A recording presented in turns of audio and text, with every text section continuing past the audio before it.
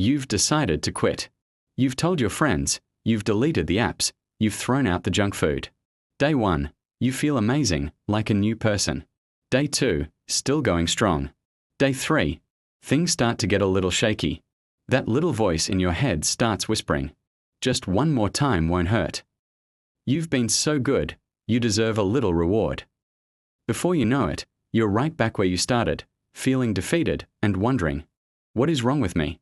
Why do I have zero willpower? You've probably been through this cycle more times than you can count. You try to quit a bad habit, whether it's doom scrolling, gaming, or eating junk food, and you fail. And every time you fail, you blame yourself.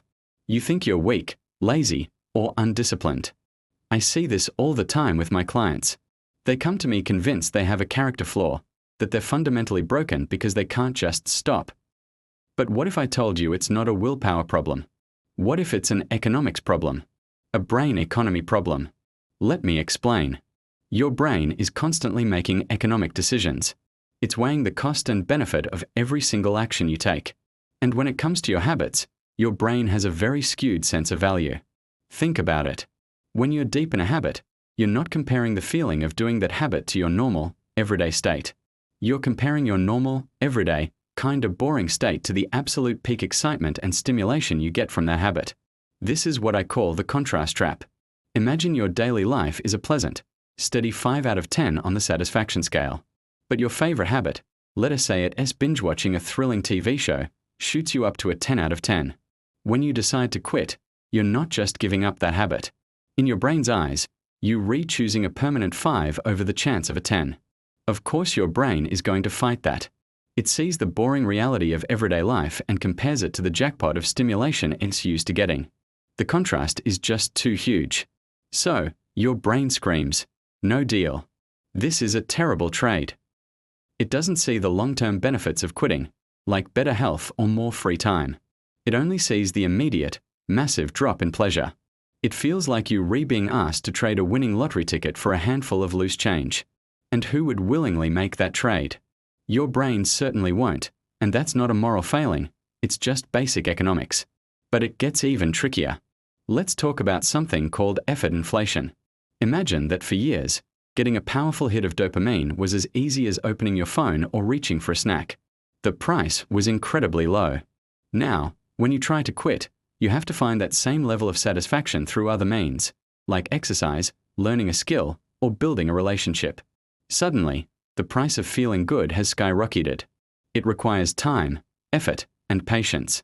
Your brain, which is used to getting its fix for cheap, looks at this new neurological price tag and balks. It is like going from paying $1 for a gourmet meal to suddenly being told that same meal costs $100. The effort feels disproportionately high for the reward, especially in the beginning. Your brain thinks, why would I work so hard for something I used to get for free? This isn't laziness. It is your brain's internal accountant telling you that the deal is just not worth it based on its past transaction history. It's trying to be efficient, but its data is biased by the artificially low prices of your old habits. And this leads us to the most brutal part of the cycle, the borrowed pleasure debt. That intense high you get from your habit? It's not free. You're borrowing that pleasure from your future self. Every time you indulge, you're taking out a high-interest loan on your dopamine. And what happens when the high wears off? The crash. You feel worse than you did before. You feel empty, anxious, and irritable. This is the debt coming due. Your dopamine levels plummet below your normal baseline. So now, you're not just trying to get back to a neutral state, you're trying to climb out of a deficit. And what's the quickest, easiest way to feel better? The habit. It's like being in financial debt and the only solution offered is another high-interest credit card. You take the deal not because you want to, but because you feel desperate to escape the pain of the crash. This creates a vicious cycle where the cure is actually the cause of the problem, digging you deeper and deeper into neurological debt with every repetition. Now let's connect this to motivation. We all think we need motivation to change. But what is motivation, really? In your brain, it's a surge of dopamine that says, hey, this is important. Let's go. But when you're stuck in a bad habit, your dopamine system is completely out of whack. It's like trying to start a car with a flooded engine. You can have all the desire in the world, that is the motivation, but the actual mechanism that translates the desire into action, the movement, is broken.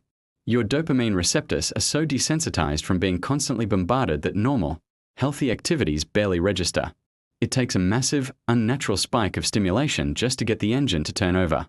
So you might feel motivated to go for a walk, but your brain doesn't release enough dopamine to actually get you off the couch. It's saving its resources for the one thing it knows will provide that massive surge. You're not unmotivated. Your ignition system is flooded. So let's recap the common mistakes we make, all rooted in this flawed willpower model. We fall into the contrast trap, comparing our boring baseline to the artificial peak of the habit. We face effort inflation, where healthy activities feel too expensive for our brains. We get stuck in the cycle of borrowed pleasure debt, where the crash from the habit makes us crave it even more. And finally, we mistake a flooded dopamine system for a lack of motivation. We keep trying to rev an engine that can't start, burning ourselves out and blaming our own willpower for the mechanical failure. The problem isn't the driver, it's the engine. So how do we fix this broken brain economy? We stop trying to use willpower, which is like trying to pay off $1 million debt with pocket change. Instead, we need to repair the economy itself. This means creating systems, not just relying on sheer force of will. The goal is to slowly and systematically change the underlying economic conditions in your brain. For example, instead of quitting cold turkey, which creates that massive contrast, you can slowly reduce the dosage of your habit. This gives your brain time to adjust. You also need to lower the price of good habits. Make them as easy and frictionless as possible. Put your running shoes by the door. Prepare healthy snacks in advance. At the same time, you increase the price of bad habits. Add friction. Delete the app. Put the junk food on the highest shelf. By changing the environment, you change the economic calculation. You're not fighting your brain. You're becoming a savvy economist, guiding it towards better long-term investments. This isn't about a sudden, heroic act of self-denial. It's about making hundreds of small, smart, systematic adjustments that, over time, completely overhaul your brain's economy and make healthy choices the most logical and appealing option. Now, rebuilding this internal economy takes time, and there are specific, practical strategies you can use to accelerate the process. It's about more than just adding friction or reducing dosage. It's about actively healing your dopamine system and creating new, sustainable pathways for pleasure and satisfaction. We need to introduce alternative currencies into your brain's market, things that provide steady, reliable value without the crash. In my next video, I'm going to break down the 3 fundamental pillars of repairing your dopamine system. We'll go through a step-by-step blueprint that you can start using today to build a brain economy that works for you, not against you. So if you're tired of the willpower battle, make sure you're subscribed so you don't miss it. Thanks for watching.